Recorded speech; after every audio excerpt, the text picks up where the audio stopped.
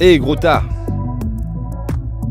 Maintenant, je n'avais jamais entendu ces mots de la part de quelqu'un auparavant. Je trouve que de nos jours, les émotions à travers lesquelles on vit la plupart du temps, c'est plus l'envie, la jalousie et le désir. Admettez-le, nous sommes bien meilleurs pour prétendre que tout va bien, plutôt que d'admettre enfin que nous manquons d'amour. Je me suis mis en colère contre Michael. Je l'ai défié à travers un combat. Êtes-vous satisfait de votre vie sociale? Dans tous les cas, rappelez-vous que tout a commencé dans une cour de récréation. Je crois que c'est l'heure. Du coup, dans cet épisode, Adonis Rosal vous partage son histoire et d'ici la fin de cet épisode, je vais répondre à la question de Robin. D'ailleurs, on a un peu tardé, mais nous y voilà. C'est parti. Qui ici s'est déjà senti moche auparavant? Moche à quel point? Je me souviens de la première fois où je me suis vraiment senti moche. J'avais 13 ans et environ 70 cm de moins. J'étais tout nouveau dans mon collège. Un jour, sur le chemin en direction d'un cours, j'ai fait l'erreur fatidique de rentrer dans le gamin le plus populaire de l'école. Alors imaginez Zach Morris, mais méchant et pas du tout charmant. Vous voyez, Michael le gamin populaire était aussi Michael la brute du collège. Hé, gros tas! Maintenant, je n'avais jamais entendu ces mots de la part de quelqu'un auparavant. Mais ils étaient suffisants pour m'alerter du fait que j'avais été blessé. Après quelques semaines de pure maltraitance,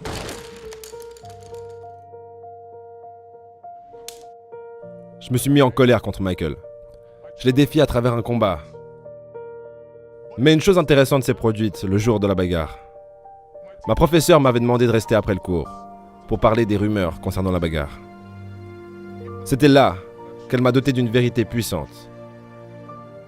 Elle a dit « Michael se sent si moche que la seule façon dont il peut trouver la paix, c'est de partager sa douleur avec les autres.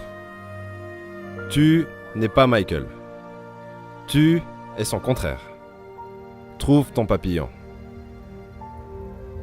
Après avoir entendu ça, j'ai naturellement fait ce que n'importe quel adolescent ferait quand un adulte lui donne un conseil. Je l'ai ignoré. Mais je ne savais pas à quel point ma professeure avait raison. Après la discussion, je suis arrivé dans la cour pour la bagarre. Je pouvais entendre les jeunes crier pour de la violence. Alors que Michael est sorti de la foule et m'a approché, avec ses poings serrés, prêt à y aller, j'ai baissé mes poings. J'ai dit assez fort pour que toute la foule puisse entendre. Je suis peut-être gros. Je suis peut-être chaque chose horrible que tu as dite à propos de moi. Mais jamais je ne me détesterai autant que tu te détestes.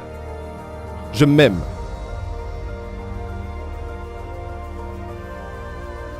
Vous auriez pu entendre une foutue aiguille tomber. La foule en délire fut vite réduite au silence. Et Michael, eh bien, il était paralysé, raide comme un piquet. J'ai marché jusqu'à chez moi et je suis parti. J'étais victorieux. J'avais gagné ce combat sans même lâcher un coup. Et à partir de ce jour, je n'ai jamais été intimidé à nouveau. Comprenez qu'après une certaine somme de haine envers soi, vous ne pouvez plus la contenir. Vous infectez le monde autour de vous. La société est aussi à blâmer. La société a créé Michael et des gens justes comme lui. Des gens qui croient vraiment que la meilleure façon de se sentir beau est de faire en sorte que les autres se sentent moches. Ce n'est pas ce que les papillons font. Et les petits papillons? On peut dire que j'ai repéré 3 catégories de groupes de personnes lorsqu'il s'agit de dynamique sociale. La première catégorie, c'est les gens qui s'entourent de personnes plus faibles, moins intelligentes, moins populaires qu'eux, pour se sentir bien par rapport à eux-mêmes. Et comme ça, ils sont en haut de ce petit groupe social et rassurés de qui ils sont. Il n'y a rien de fondamentalement mal à ça, sauf que ça ne permet pas vraiment d'évoluer. Le deuxième groupe, la deuxième catégorie de personnes, c'est les gens, comme il vient de le dire, qui rabaissent les autres personnes pour se sentir bien avec eux-mêmes. Il faut savoir que généralement, ça se fait sous forme de blagues. Mais les meilleures blagues à faire, c'est l'autodérision. Parce que c'est déjà plus respectueux. Et si vous connaissez bien la personne et que vous savez que c'est faisable, ben, faites des blagues sur une autre personne, mais restez délicat. Pas comme dans Touche pas à mon poste. Ça, c'est pour moi pas un très bon exemple. Et la troisième catégorie de personnes, c'est les personnes en fait qui s'entourent soit de personnes meilleures qu'elles, ou s'ils n'ont pas cette possibilité, ce qu'ils vont faire, c'est s'entourer de tout ce qui pourrait les aider à grandir. que ce soit du contenu éducatif ou tout ce qui est possible et envisageable, dans le but vraiment d'évoluer. Je me rappelle d'une citation de Ralph Waldo Emerson qui disait si un homme écrit un meilleur livre, je change un peu la citation, si un homme écrit un meilleur livre, s'il compose de la meilleure musique, ou s'il joue mieux aux jeux vidéo que tous les autres, même s'il habite dans la forêt, les gens créeront un sentier battu jusqu'à sa putain de porte. Oh. Du coup, si vous n'êtes pas satisfait de votre vie sociale ou que vous êtes renfermé chez vous parce que vous êtes un peu introverte mais que vous avez une passion, travaillez sur cette passion jusqu'à ce que les gens créent un sentier battu jusqu'à votre porte. Pour ensuite trouver pour une première fois ou retrouver votre vie sociale d'une façon totalement différente. Mais il y a de bonnes nouvelles. Le contraire est aussi vrai. Une abondance d'amour-propre peut aussi être partagée avec les masses. Nous mettons tellement d'efforts à essayer de dissimuler notre douleur. Admettez-le.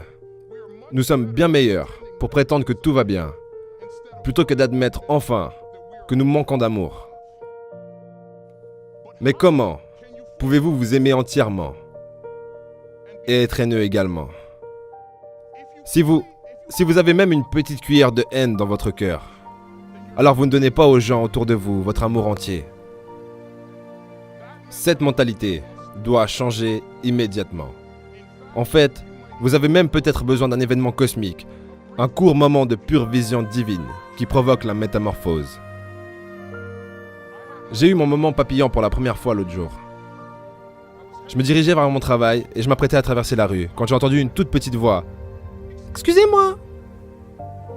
J'ai repéré une jeune femme dans une chaise roulante. « Pourriez-vous m'aider avec mon chapeau ?» Son chapeau s'était détaché. À ce moment, j'ai entendu la voix de ma professeure. « Adonis, ceci est ton opportunité d'aider quelqu'un à se sentir beau. Deviens un papillon. » Alors que j'ajustais son chapeau, je me suis senti devenir plus aimant, plus compatissant, plus heureux. Et quand j'ai eu fini, elle m'a donné le plus grand sourire que j'ai jamais vu d'un être humain. Et je me suis senti vraiment bien. Demandez-moi à quel point je me suis senti bien.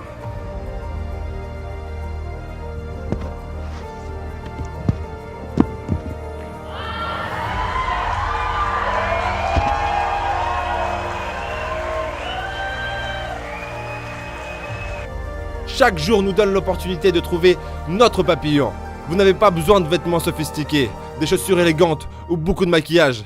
Vous n'avez pas besoin d'un corps sculpté par la gym, un espace entre les cuisses ou 1 million d'abonnés sur Instagram.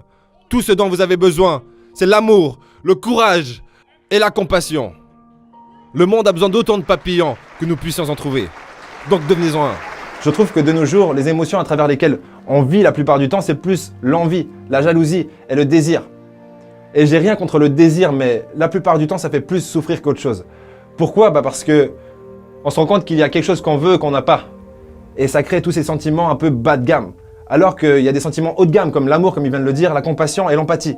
Sauf que c'est pas très sexy quand on est envieux ou jaloux de quelque chose, de se dire « Oh ouais, je vais être plein d'amour et empathique envers les gens que je connais même pas. » Non, on n'a pas envie. Mais c'est une erreur. Parce que dans les émotions du bas de gamme, donc l'envie, la jalousie et le désir, il y a plus de mal-être et de malheur. Et dans les émotions du haut de gamme, on va dire, l'amour, etc., c'est là que se trouve le bonheur. Même si ça semble moins sexy. Exactement, peut-être que la femme de votre vie n'est pas si sexy, mais qu'elle vous rendra heureux. Quoi d'autre ? Ah oui, et vous allez tout de suite découvrir la question d'un des abonnés, Robin. On a fait hyper lent pour répondre à ces questions, parce qu'on a eu pas mal de petits trucs qui sont venus sur notre chemin. Mais dès maintenant, toutes les semaines, on va répondre au moins à 2 questions que vous posez. Donc si vous voulez aussi poser une question comme Robin l'a fait, allez sur argentrepreneur.com/ma-question et vous pouvez envoyer une vidéo de 30 secondes, 1 minute où vous posez une question et j'y répondrai avec plaisir sur la chaîne. Ma question est simple. Quel conseil tu donnerais pour quelqu'un qui a plusieurs passions justement et plusieurs idées de vocation et qui a envie de changer de boulot, de routine, ces choses-là, constamment. A constamment envie de changer ces choses-là.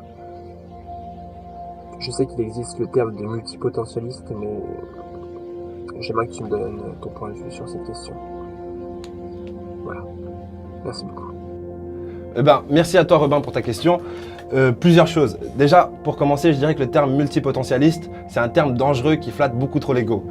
Et si on revient sur ce que tu disais par rapport au fait que tu aimes bien changer, par exemple, que tu veux changer de travail et de passion, etc. souvent, pour ton job, je dirais, n'hésite pas à quitter ton job si tu n'apprends plus rien là-bas. Pour moi, bien sûr, un job, ça sert à payer ses factures et ça apporte cette sécurité, mais ça devrait surtout apporter la liberté de pouvoir évoluer, peu importe dans le domaine dans lequel tu es. Pour moi, si tu n'apprends plus rien, c'est que tu dois partir. Ça, c'est le premier truc. Et le deuxième, je dirais que vu la question que tu poses, j'ai quand même l'impression que tu n'as pas vraiment trouvé ce qui était fait pour toi, entre guillemets, ou ce qui pourrait te passionner et en même temps te rapporter des revenus. Et pour trouver cette chose, il y a une citation que j'aime bien qui dit c'est pas toi qui trouves la bonne idée, c'est la bonne idée qui te trouve. Et pour que la bonne idée te trouve et que tu n'aies pas le sentiment que la meilleure idée ne t'ait pas trouvée, il va falloir que tu essayes un maximum de trucs le plus vite possible, sans trop te stresser pour autant. Et un autre aspect très important par rapport à ce que tu viens de dire, je dirais, c'est la conception du capital carrière. Qu'est-ce que ça veut dire? Ça veut dire que peu importe ce que tu fais, quand tu passes d'une branche à une autre, tu dilues, on va dire, ce que tu as appris, tes capacités et tes compétences. Parce que, imagine, moi, j'apprends à faire de la danse classique et après, j'apprends à être comptable. Je veux dire, l'un et l'autre ne vont pas soutenir l'un l'autre. Et idéalement, ce que tu devrais faire, peu importe ce que tu changes, quand tu changes d'activité, tu devrais toujours trouver un moyen qui ait un lien indirect ou direct pour ne pas trop diluer ton capital carrière. Et ça, je pense que c'est un élément important, surtout pour un multipotentialiste qui voudrait, même si c'est qu'un terme, qui voudrait justement avoir une vie variée avec beaucoup d'activités. Si tu peux faire en sorte que ces activités se soutiennent les unes les autres, ça te rendra que plus fort. Ah oui, bien sûr, comme toujours, au prochain épisode. Mais cet échange de tirs, il n'était pas entre nous et les ennemis. Cet échange de tirs, tragiquement, était entre nous et nous. Si vous êtes toujours là et que vous n'avez pas encore vu la vidéo avec Martin Luther King, qui parle de...